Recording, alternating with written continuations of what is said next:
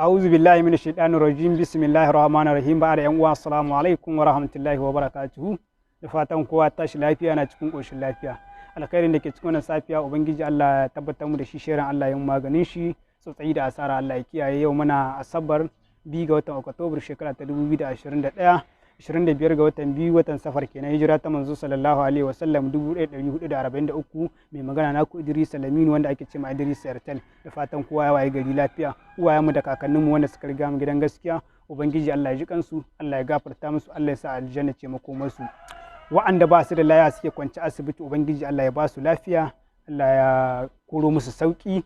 Uwayena da yayyena da kannena dukkan gabaki ɗaya wanda muke gida Nijar, ubangiji Allah ya ba kowa abin da yake nema na halak, tsotsayi da asara kuma ubangiji Allah ya kare. Yan uwana matasa da yayyena da uwayena wanda suke kasashen waje wanda suka ta neman abin da za su ci, neman halak ɗinsu, ubangiji Allah ya kare ku, Allah ya tsare ku, tsotsayi da asara Allah ya kiyaye.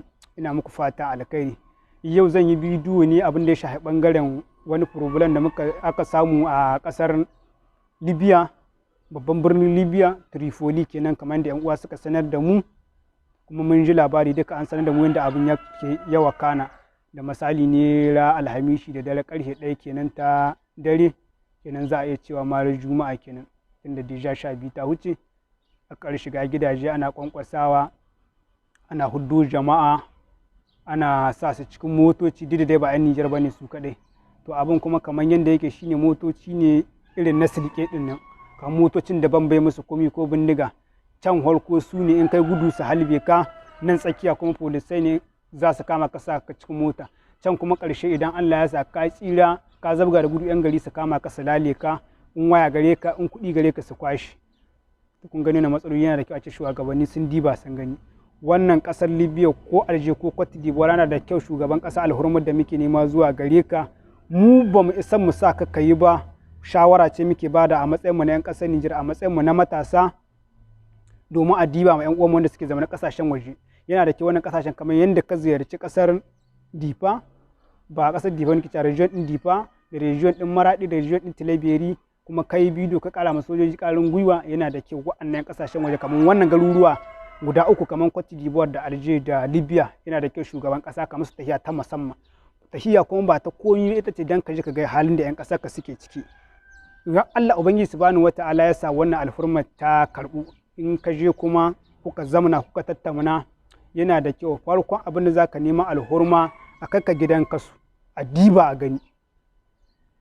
Na tabbata akwai 'yan Nijar wanda da dama suna gidan kasu a rihe, wani ya yi laihi wani bai yi laihi ba. Yana da kyau wanda ya laihi a diba a yi mushi hukuncin da ya cancanta gare shi, wanda kuma bai laihi ba a sake shi kama hanya ta shi. Me in ka ɗauka yanzu Alje suna kamu, amma in suka tashi rifule ɗinsu su suna kawowa gida Nijar. Idan kaga alhamdulillah, me su kaga 'yan ƙasar Libya wannan kamun da suke ba kamun wani da ke mai muhimmanci ba. Me in sun kama in za su kai gidan Nijar, duk wanda aka kama shi aka bar shi da ƙasa, an ce ba a san ganin ka cikin kan misali ƙasar mu ce ba na san ganin kan kwashe kan maida ƙasar ka gani, ai alhamdulillah ba ni ta kama wulaƙancin da ka maida ni ƙasar mu. Me su kama da suke rihewa suke, in suka rihe suka tara mutum dubunnai, aka samu kwana 20 ko kwana 30 sai su zo su meke da suna su dinga amsa kuɗaɗe wajen al'umma. Wani za a ce ba da kuɗin kimanin kuɗin Nijar jika 200 jika 500 har miliyan, wani ko jika 100 babu gidansu. Kenan kun gani wani abin duka ya fi karfin ambasadar ko makamanci haka. Shugaban kasa ne kamata ya zo ya gane ma idan shi, kuma in ya zo in za suka tattauna yana da kyau ya ziyarci kamar manyan garuruwa da ke cikin wannan kasa, kuma daidai lokacin da 'yan kasar shi suke huta aiki, kaga dubban al'umma 'yan Nijar. Har yanzu Nijar matasa har ka samu abin da za su.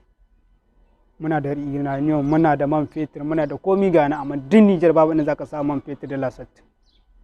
Yunwa ta ƙi huta farko kenan, ishirwa ta ƙi huta, matsalar ruwan sha kenan, har yanzu muna da karamcin shi. Na uku, duk duniyar nan mu ne muka fi kowa yawo cikin ƙasar Nijar. 'Yan Nijar nake son cewa, ina kun gani ya kamata a diba. Muna da shugabanni, muna da arziki gani, amma alas inda arzikin yake. Wannan ita ce alhurmar da muke nema zuwa ga shugaban ƙasa. Kuma ambasadar yana da kyau ku ɗauki sabon salo. Me a ce ambasadar ya sa wani audio dinga cewa jama'a su zama na gida, lalle wannan abu ya yi kyau. Me yana da kyau dinga amfani da muryar shi. ya yi audio nashi in audio ne za kai a matsayina wanda nake wakilta ku nace ku zama na gida saboda matsalolin da ake samu idan kura ta lauha kuma zan yi magana domin a zauna ba don komai ba, idan yana son ku ne haka. Me amma ambassador ya sa wani ya audio me misali yanda audio ambassador yana da yake da muhimmanci na wani bai da muhimmanci kamar haka, tunda shi wakili ne na shugaban kasa, wancan kuma wanda zai wani ba wakilin kowa bane ba. Gaskiya an gane. Amma in shi ne zai fito ya bidiyo kamar yadda shugaban kasa da ya ziyarci wannan jihohin da ke da matsalar tsaro ya yi bidiyo ya yi bayani jama'a su ga suke na haka kamata ambassador ku ɗauki wannan sabon salo kuma ku dinga kokari kuna gewa gidan kaso na kasashen kamar ka ɗauka Ghana, Alger, Libya da sauran inda ƴan uwanmu suke ƴan Nijar zazzamuni akwai wa'anda ba su yi laifi ba an sun yi laifi suna can gidan kaso ambassador ya ki zuwa JD ba.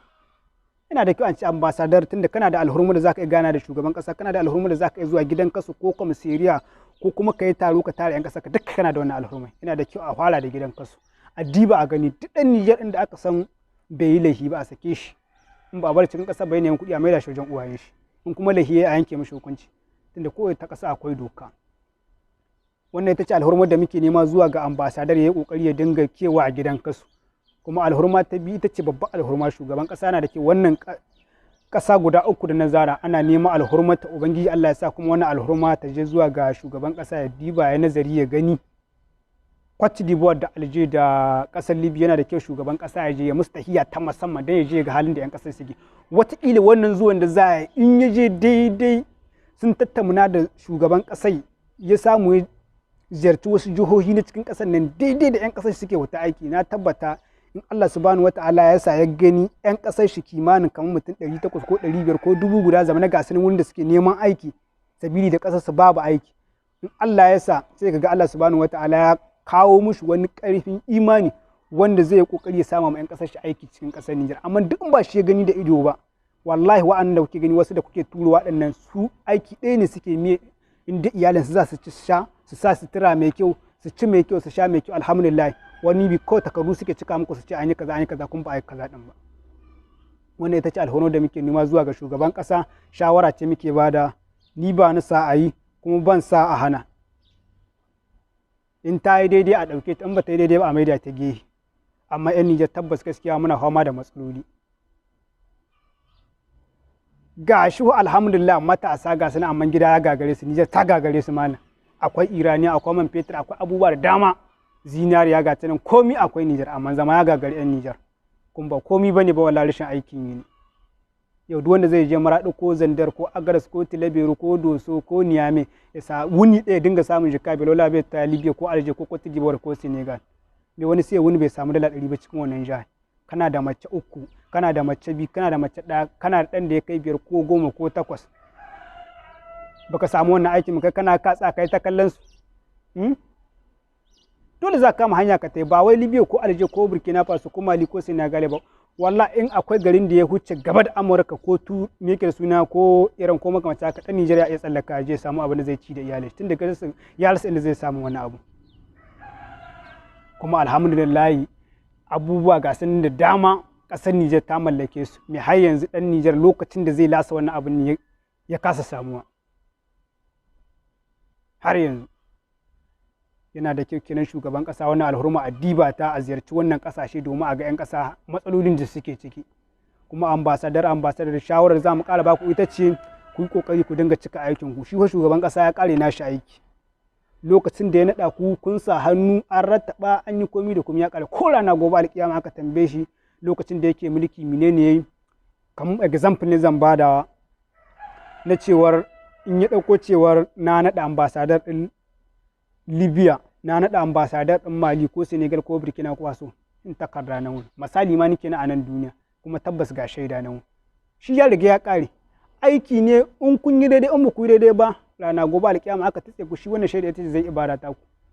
Kawai abu biyu ne ɗaya ne zai iya cece ku shine aiki alkhairi. In ba ku yi shi ba kuma shi ma akwai wurin shi. Mun ba mu fatan wannan. Kuma dukkan wasu masu makamai da ke kasar Nijar haka nan ne shi shugaba ya riga ya kare na shi aiki amana ce ke da muku ta al'umma in yace wannan na baka wannan matsayi wannan na baka wannan matsayin shi ya riga ya kare takarda ce an rubuta ta an yi komai ko rana gobe alkiyama aka tambaye shi wannan hujja ce zai bada ku kuma wannan aiki da ku cika da ba ku cika ba rana gobe alkiyama aka tambaye ku za ku yi bayani gaban Allah in na kirki kuka yi ga nan wani in na banza kuka yi ga nan wani ko mun arzikinka ko mun talaucinka sai ka mutu. Kuma rana gobe alƙiyama wannan tambayoyi akwai shi, sabi tabbas akwai shi, ko ka so ko baka so ba. Allah subhanahu wata'ala ya cece mu rana gobe alƙiyama. Allah ya sa mu gama da duniya lahiya, kuma shugabannin ubangiji Allah ya ƙara maido hankalinku akan talakawanku wanda kuke wakilta. Wannan saƙo ne wanda na yi, ni suna na Idris Laminu wanda ake cewa Idris Airtel, nimero na shine 89 13 18 16. Wannan alhurma ubangiji Allah ya sa ta je zuwa ga shugaban ƙasar Nijar, ya diba wannan jihohi ƙasa guda uku da Cote d'Ivoire da Alger da Libya, ya ziyarce su, in ya je diba gani. Gaskiya gidan kasu akwai jama'a, akwai 'yan Nijar wa'anda uwayen shi kawai sun miƙe suna sun manta da shi, masana dibin ya mutu kawai, yana ta shi bai laifin komai ba, a sake shi ta shi ba, kun ba in lahiye ba a yanke mishi hukunci bai san matsayin da yake ci. Kaga akwai matsala. Nan kwana ba wuce kwana biyar wani yaro dan shekara bai kai shekara 18 ba nake son cewa 18 ko 16 ko 15 daga Alger, na daga fartaba ɗita na ga bokal ɗin shi ya yi mini bokal man gaisa laya ya ce dan uwa taimako niki ne, wani ce Allah sa zan iya taimaka ma, kuma Allah ya sa yana da halin haka. Ya ce mun watan shi 6 wani ya ɗauke shi aiki cikin Alger, ya kai can cikin dawa ya wata 6 kuma ya sake shi, bai ba shi komi ba, kuma uwayen shi ba san inda yake ba, bai da lambar dan uwan shi, bai da nakanin shi, bai da komi. Da ya fara mini wannan bayanin, da ya tattaɓa wajen da ke mini kaikai na kwatanta cewar uwayen shi dama da shine suke dogaro, abin da ya samu ya tura shine ake ci abinci da shi. Yau gashi wata 6 uwayen shi ba san inda yake ba, sai kaka kenan. Wallahi da ne kuka, ban ba shi wannan amsa ba, sai na samu dan lokaci ni dan huce sannan na ba shi wannan amsa. Nace yanzu ya ne kake so ai, bayan wancan ya sake shi, wata ta ce kuma in zai iya mata wata 6 ita kokarin za ta mishi, in yi wannan wata 6 wai babban gari ne za ta kai shi, wata 12 kenan Allah ya sayi su, komi babu, uwaye kuma can ba abin da za su ci. Na gama wannan hoto nashi ne audio cikin group din mu na incin yan Niger na tura. Alhamdulillah da ya gudu da yake yara yana da hankali, ya kai kimanin shekara 18 ko 16, kuma aka yi sanarwa lafiya lau. Allah da taimakon Allah wannan abu ya zo daidai, aka samu uwayen shi, uwayen su gana shi, da ja uwaye sun zata ya mutu kawai, shirye-shiryen ma sadaka suke. Akwai mutane da dama wanda suke gidan kasu haka din ne, uwaye suna tunanin sun mutu kuma suna gidan kasu da ambassador din bai diba ba, wanda ya lahi a yanke mishi hukunci, wanda bai lahi ba a sake shi ba. Yaron nan wala da aka samu duk sahiya ta Allah da na daga wayar shi, yanzu har yanzu ban dauko na kaset ina bugun, to na dauko na kaset ina yaron nan sai na ga bokadin shi na mun godiya. Akwai hanyoyi da dama da za a iya taimakon al'umma. Yaron bai wuce shekara 18, kuma duk haka ne 'yan ƙasar mu suke, 'yan Nijar cikin ƙasashen duniya daga mai 20 30 15 18 30 40 45, wanda suke da 55 zuwa 60 ba su da yawa, kuma dukkan rashin aiki ne, kuma dukkan wannan abin ne ake ma cikin nan. Ba wai magana mota bace suke su ko wani inji ko wata amalanci, ba wannan bane gaban su 'yan Nijar ba. Yau uwar gida ta tambaye ka, in kawai kake in ta talo ma ƙwariya ka auna mata tsaba ta je ta daka ma iyali, shine ciwo, shine abin da ya damu 'yan Nijar. In birni kake, in an cika na kilai shinkafa ka bada na kilai shinkafa, shine ya damu 'yan Nijar wanda suka tai kasashen waje neman kuɗi. Ba maganar mashin ba wannan aiki, dan ta yi daɗi. Ya kamata shugabanni a diba wannan matsaloli, wannan bayan Allah da suke cikin wannan matsala, mai problem din da ke da ƙasar Libya yana da yawa. In ba shugaban ƙasa ya je da kanshi ba ta iya sasantuwa. Me sai su kawo mutane su je su rihe, su ba su tura ku ba can gida Nijar ba, su zo su rihe ku zuwa can samu kwana 20 ko 30 kawai su kala amsa kuɗaɗen ku, wanda yake da kamar kimanin kuɗin Nijar jika 200 ko jika 400 ko miliyan guda, sannan a sake shi. Ka gani nan abin bai yi ba. Wani ko jika 100 babu gidansu, yanzu ba kaka bace ake cikin ta ba. To wannan da wata 3 haɗin shi dai ja ya ƙare, akan kaka ne ma dai ja ya ƙare. Tiya ce zai ta fama da ita, sai an ce kuma an ɗasa ruwan shibka, kuma lokacin me yake da suna barema, kuma ya hau da barema ya ta yi, kuma har lokacin da aka ce kuma hatsi ya samu. Haka ne muke ta fama Nijar wannan. Ubangiji Allah ya kawo mu ƙarshen wannan lokaci, Allah ya ba mu lokacin da za mu ga ƙasar Nijar yau, ɗan Nijar matashi cikin ƙasar shi ta Nijar an waye gari yau duk ƙasashen na duniya, ba mu ce gaba ɗaya ba, a ce da mafi awa cikin kashi 100 'yan uwanmu wanda suke ƙasashen waje 'yan Nijar, a ce cikin kashi 100 an samu kaso 80 suna gida Nijar ga aikin yi na mu, wannan shine fatan mu. Abin yayi yawa, ko lokaci ɗan Nijar na ake ma, ko lokaci ɗan Nijar na ake ma, ba ka sata ba komi, an ce ai takarda kai takarda, an ce kai konsul din kai konsul, komi an ce kai din. Abin akwai ciwo. Kuma wannan sako da ne wanda ya ma daɗi, Allah ya ba mu ladar gabaki ɗaya. wanda kuma bai mai daɗi ba ya yi haƙuri ya yafe min, idan ni ɗan adam ne ina yin daidai kuma ina yin ba daidai ba. Ina fata an gane, kuma shawara ce zuwa ga shugaban ƙasa, in ta yi daidai a ɗauke ta, in ba ta daidai ba a jefa ta. Sai fini. Sunana Idrisa Laminu wanda ake cema Idrisa Airtel. Lamba ta 89 13 18 16 ga mai buƙatar shiga group ɗinmu na NCN Niger, ita ce zai taɓo ni insha Allah da izinin Allah, ni kuma in na gani zan yi mishi bayani in Allah ya so. Assalamu alaikum warahmatullahi wabarakatuh.